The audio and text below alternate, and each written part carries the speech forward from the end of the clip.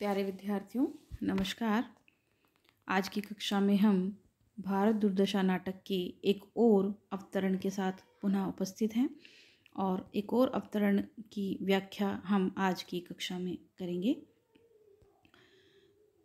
विद्यार्थियों, मैं उम्मीद करती हूँ कि भारत दुर्दशा नाटक आपको पूर्णतया समझ में आ रहा होगा और अब ये हमारा अंतिम अंक है और अंतिम अंक के कुछ जो प्रमुख अवतरण हैं उन पर मैं पिछली कक्षाओं में भी चर्चा करती आ रही हूँ और आज की कक्षा में भी हम चर्चा कर रहे हैं और इसके साथ ही ये नाटक हमारा आज जो है वो समाप्त होने की ओर है।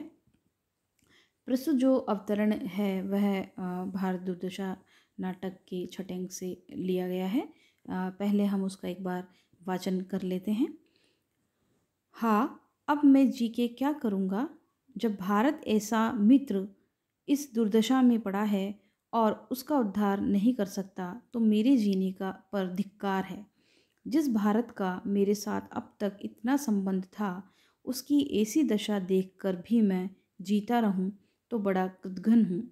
रोता है, हाँ विधाता, तुझे यही करना था। आतंक से, छी छी, इतना क्लेव क्यों? इस समय ये अधीर्जपना, बस अब धैर्य। कमर से कटार निकाल कर, भाई भारत, मैं तुम्हारे ऋण से छूटता हूँ। मुझसे वीरों का कर्म नहीं हो सकता। इसी से कातर की भांति प्राण देकर उऋण होता हूँ।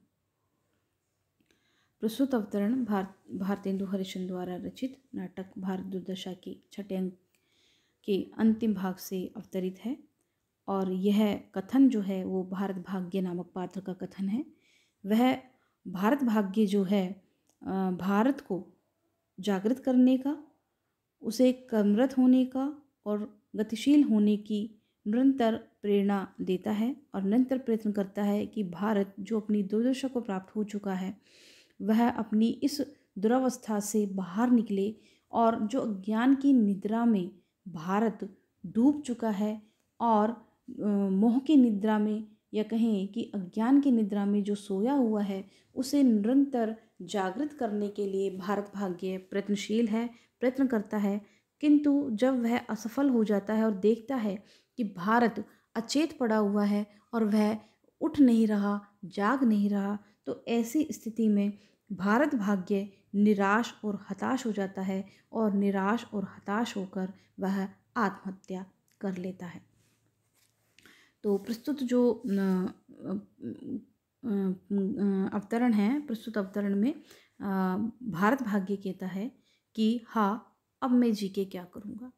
जब वो देखता है कि भारत को जगाने पर भी, निरंतर प्रयत्न करने पर भी भारत अचेत पड़ा हुआ है, वह उठ नहीं रहा है, जागृत नहीं हो रहा है, तो भारत भाग्य कहता है कि हाँ, अब मैं जी के क्या करूँगा, कि अब मैं जो है नहीं जी पाऊँगा, अब मुझे जी के क्या करना है। क्योंकि भारत भाग्य जो जब सब तरह से प्रयत्न कर लेता है, सब प्रकार से जब वह प्रयत्न करके निराश हो जाता है, तब वह सोचने लगता है कि अब जो है मैं जी के क्या करूँगा।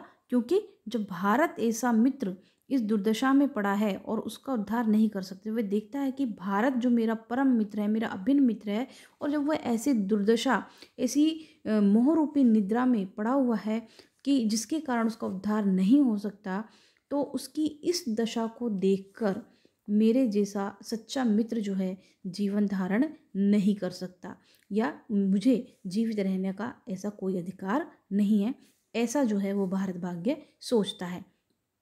और साथ ही वो कहता है तो मेरे जीने पर धिक्कार है कि अगर मेरा अभिन्न मित्र इस प्रकार से अचेत अवस्था में पड़ा है, मोहरूपी निद्रा में डूबा हुआ है और वह उठ नहीं रहा, तो ऐसी स्थिति में मैं अगर सच्चा मित्र हूँ तो मुझे जीवन धारण करने का कोई अधिकार नहीं है। मुझे मेरे जीवन पर धिक्कार है कि मैं अपने मित्र को इस दुरावस्था से बाहर नहीं निकाल सकता। जिस भारत का मेरे साथ अब तक इतना संबंध था उसकी ऐसी दशा देखकर भी मैं जीता रहूं तो बड़ा कृतघ्न हूँ। भारत भाग्य अब जो है ये स्वीकार कर लेता है कि अब मैं सोए हुए भारत को क्योंकि जगा नहीं पाया हूँ, तो अपनी मित्रता का मैं कर्तव्य नहीं निभा पाया हूँ, तो मुझे जीवित रहने का कोई अधिकार नहीं है। साथ ही वह सोचता है कि जिस भारत का मेरे साथ बहुत गहरा संबंध रहा है, अब उसी भारत की ऐसी दुर्दशा देखकर भी यदि मैं जीवन धारण किए रहूं या जीवित रहूं, तो मुझसे बड़ा कृतघ्न और कोई नहीं हो सकता। और इस प्रकार की निराशाजनक और पीड़ा भरे वाक्य बोलता हुआ भारत भाग्य जो है वो रोने लग जाता है। हा विधाता, तुझे यही करना था? आतंक से, छी छी, इतना क्लेव्य क्यों? अब अब जो है भारत भाग्य जो है वो विधाता को संबोधित करते हुए कहता है कि हे विधाता, यदि तुझे भारत को इसी स्थिति में लाकर रखना था, इसी स्थिति में लाकर पटकना था, तो फिर इसके लिए इतना सब करने की क्या आवश्यकता थी? तूने ऐसी क्लैव्यता या कहें कि ऐसी नपुंसकता क्यों धारण की? छी छी, इतना क्लेव्य क्यों, इस प्रकार की नपुंसकता क्यों धारण की? और साथ ही वो कह रहा है भाई भारत, इस समय यह अधीरजपना, बस अब धैर्य। ऐसे अवसर पर मुझे अधिक अधीर नहीं होना चाहिए, मुझे अब धैर्य रखना है, परंतु ये संभव नहीं है। यानी कि जो भारत भाग्य है वह भारत की इसी दुर्दशा को देखकर कहते हैं कि इस समय मैं बहुत ही ज़्यादा जो है अधीर हो रहा हूँ, परंतु ऐसा अधैर्य मुझे शोभा नहीं देता या मुझे नहीं रखना चाहिए, बस अब धैर्य। और साथ में कहता कि अब मुझसे मेरे अंदर धैर्य नहीं है, धीरज नहीं है। कमर से कटार निकाल कर, कमर से वो अपनी कटार जो है निकाल लेता है और कहता है भाई भारत, मैं तुम्हारे ऋण से छूटता हूँ।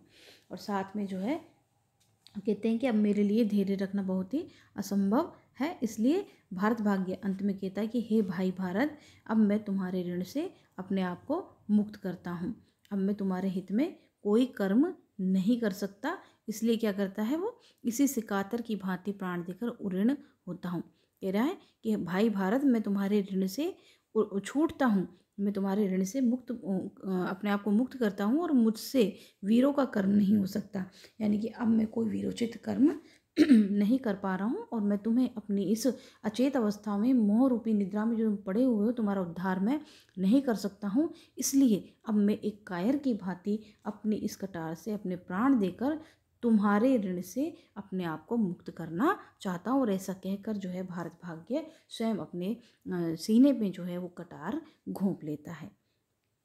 तो विद्यार्थी, जो प्रस्तुत अवतरण है उसके आधार पर भारत दुर्दशा नाटक एक दुखांत नाटक प्रमाणित होता है, क्योंकि ये नाटक का अंतिम भाग है और जिसमें ये बताया गया है कि भारत भाग्य नामक जो पात्र है वह अपने पूरे प्रयास करता है भारत को जागृत करने के लिए, उसका आह्वान करता है, उसको जगाने का प्रयास करता है, परंतु जब वह चारों तरफ से देखता है कि वह असफल हो गया है और भारत अभी भी अचेत पड़ा हुआ है, तो वह अपनी इस स्थिति पर बहुत ही अधीर हो उठता है और उसका धीरज जो है, धैर्य जो उसका साथ छोड़ देता है।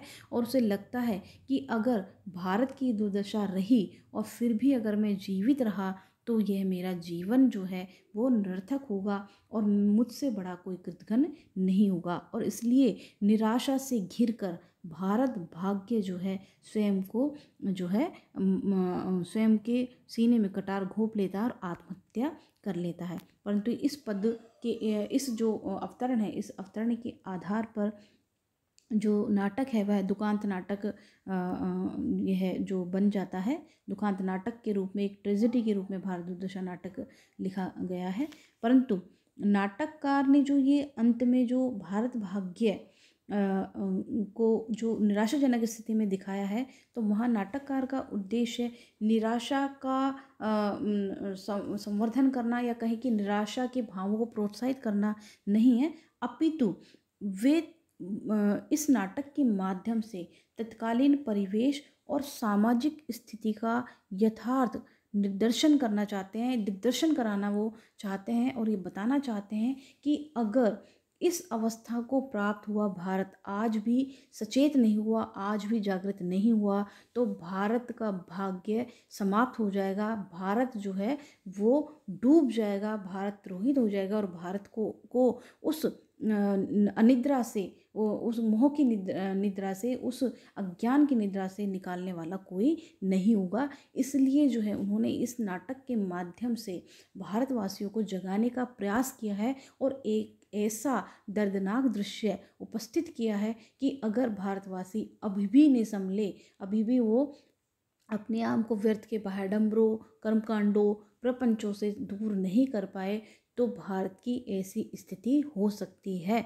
तो ये संदेश जो है भारतेंदु जी इस नाटक के माध्यम से यहाँ देना चाह रहे थे और तत्कालीन जनमानस को उद्वेलित करना चाह रहे थे, तत्कालीन जनमानस को झकझोरना चाह रहे थे, तत्कालीन जनमानस को जागृत करना चाह रहे थे कि अभी भी समय है, उठो, जागृत हो जाओ और अपनी दास्ता की इन बेड़ियों को काट डालो और ज्ञान की ओर उन्मुख हो जाओ।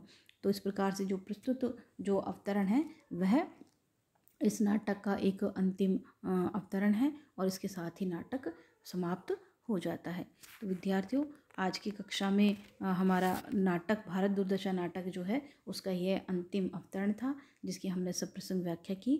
और अब ये नाटक पूर्णतः जो है मैं आपको पूरा करवा चुकी हूँ। ये जो है आपको मैं उम्मीद करती हूँ समझ में आया होगा, रुचिकर भी लगेगा।